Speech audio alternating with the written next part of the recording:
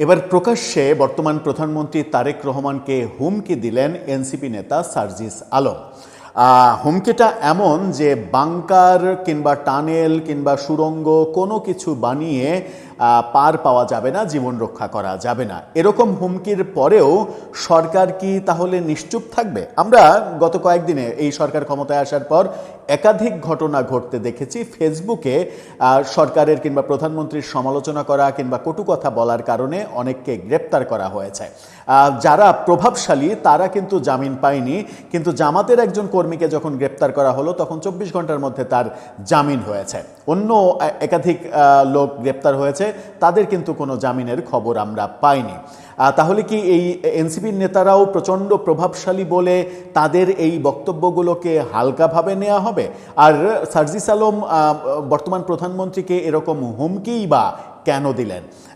যারা শেখ হাসিনা সরকার পতনের জন্য আন্দোলন করেছিল, পরবর্তীতে তাদের বিভিন্ন নেতার কথাবার্তায় বোঝা গেছে যে এটা আসলে কোটা আন্দোলন ছিল না, এটা সরকার ফেলে দেওয়ার একটা প্ল্যান ছিল এবং এই প্ল্যানের সঙ্গে দেশি বিদেশি অনেকের সম্পর্ক ছিল। একটা দীর্ঘ প্ল্যান করেই সরকারকে ফেলে দেওয়া হয়েছে। সেই সময় শেখ হাসিনা বিরোধী প্ল্যান বাস্তবায়নের জন্য যাদের সহযোগিতা পাওয়া গিয়েছিল, তারা কি আবার তাদের সহযোগিতা পাবে বিএনপি সরকারকে ফেলে দেওয়ার জন্য? কি বলছেন সার্জিস আলম ফেসবুকে? গণমাধ্যমই বা তাকে নিয়ে কি বলছে? কোন সংবাদের ভিত্তিতে এই ধরনের হুমকি ধামকি তিনি দিচ্ছেন? চলুন একটু জেনে দেখি এই ভিডিওতে। থাকবেন পলিটিক্স টিভির নিয়মিত আয়োজনে।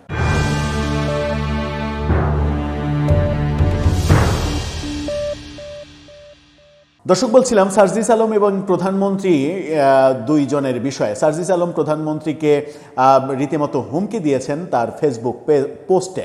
আমরা কদিন আগে দেখেছি তাদের আরেক নেতা নাসিরুদ্দিন পাটোয়ারি, তিনি ওমরাতে গিয়ে ওই বক্সিং মেশিনে, যেখানে শক্তি পরীক্ষা করা হয়, সেই বক্সিং মেশিনে বক্সিং দেওয়ার আগে মেশিনটাকে দেখিয়ে বলেছেন যে মির্জা আব্বাস, অর্থাৎ তিনি এরপরে যাকে ঘুষি দিবেন সেটা হচ্ছে মির্জা আব্বাস। এরকম অধ্যত্বপূর্ণ কর্মকাণ্ড করার পরেও তাদের বিরুদ্ধে কোনো ধরনের কোনো পদক্ষেপ সরকার নেয়নি।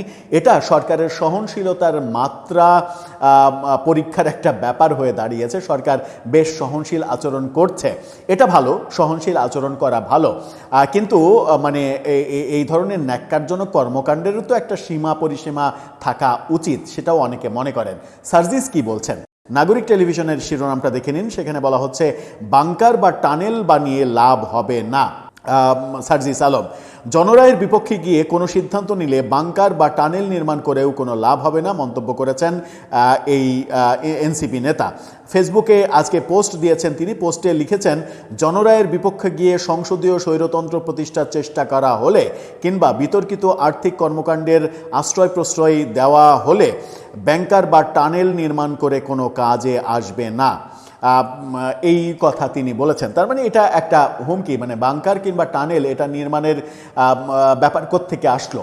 আজকেই একটা একাধিক পত্রিকা যে খবর দিয়েছে সেটা হচ্ছে যে প্রধানমন্ত্রীর জন্য নতুন বাসভবন নির্মাণের যে প্রকল্প, সেই প্রকল্পে থাকবে বাংকার এবং গোপন টানেল, যে টানেল দিয়ে নিরাপদ আশ্রয়ে চলে যাওয়া যাবে, এরকম একটা খবর আমরা গণমাধ্যমে হতে দেখেছি।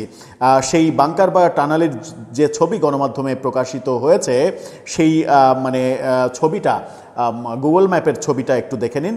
সেই ছবি দিয়ে গণমাধ্যমে নিউজ করা হয়েছে, সেটা হচ্ছে যে নিউজের শিরোনামটাও দেখে নিন।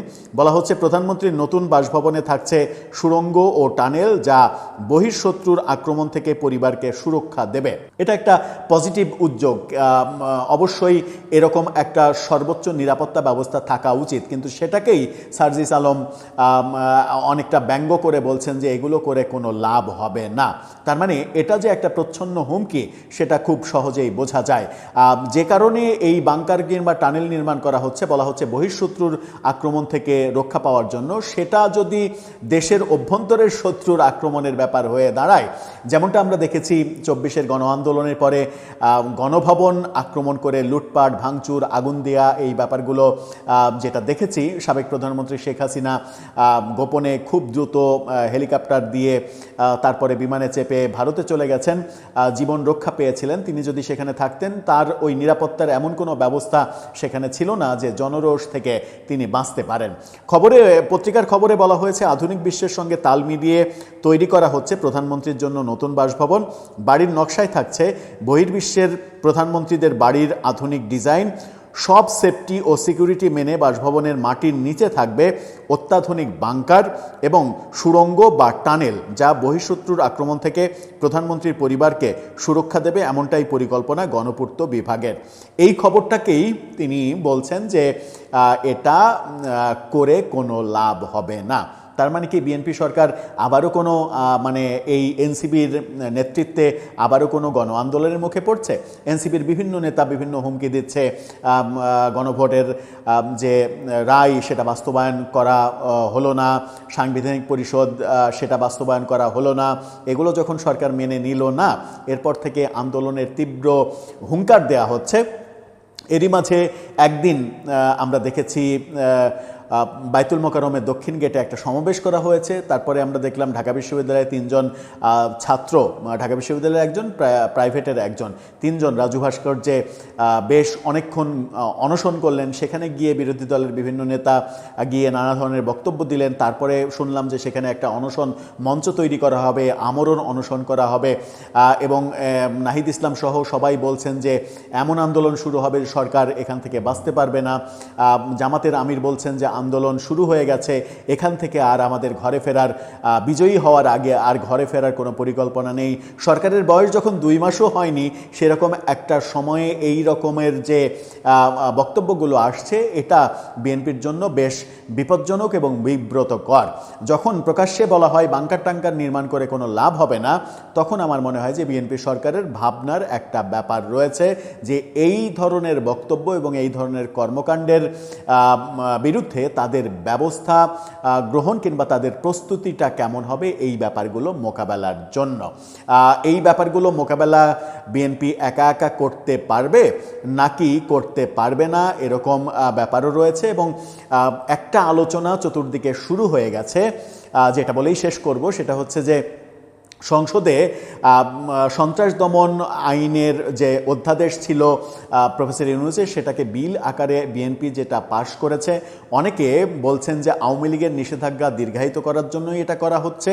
কিন্তু আবার অনেক দিক থেকে যেটা শোনা যাচ্ছে সেটা হচ্ছে যে বিএনপি মূলত এই আইন সংসদে পাশ করেছে সংসদ শুরু হতে না হতেই জামাত এবং এনসিপি বিরোধী দলগুলো যে ধরনের হুঙ্কার দিচ্ছে, আন্দোলনের সরকার ফেলে দেওয়ার যে ধরনের হুঙ্কার দিচ্ছে, তাতে করে এই আইনটা তাদের একটা সেফটি জায়গা তৈরি করবে। যদি বিরোধী দল কোনো ধ্বংসাত্মক কর্মকাণ্ড করতে শুরু করে, তাহলে এই আইন তাদের জন্য, তাদের ক্ষেত্রে ব্যবহার করা হবে এবং সেই ক্ষেত্রে বিরোধী দলকে তাদের কর্মকাণ্ড থেকে বিরত রাখা কিংবা তাদের কর্মকাণ্ডে একটা বড় চাপ দেওয়ার ক্ষেত্রে বিএনপি সরকার সফল হবে। তাহলে এনসিপি এবং জামাতকে মনে রাখতে হবে, সংসদে সন্ত্রাস দমন আইন পাশ হয়েছে, বিল পাশ হয়েছে, যে বিলের বিরুদ্ধে তারা অবস্থান নেয়নি এবং সেই আইনই প্রয়োজন বোধে তাদের উপরে প্রয়োগ করতে পারে সরকার। এরকম পরিস্থিতি যদি তৈরি হয়, তার মানে তারা সেফ জোনে এখন পর্যন্ত নেই, যখন পর্যন্ত তারা মনে করছে যে এটার মাধ্যমে আওয়ামী লীগের নিষেধাজ্ঞা দীর্ঘায়িত হবে শুধু। দর্শক, আপনার কাছে কি মনে হয়, এই আইন শুধুমাত্র আওয়ামী লীগের ক্ষেত্রেই প্রযোজ্য হবে নাকি বিএনপি বর্তমান যারা বিরোধী দল তাদের ক্ষেত্রেও এটা প্রয়োগ করবে যদি প্রয়োজন হয়? আপনার মন্তব্য জানিয়ে লিখতে পারেন আমাদের কমেন্ট বক্সে।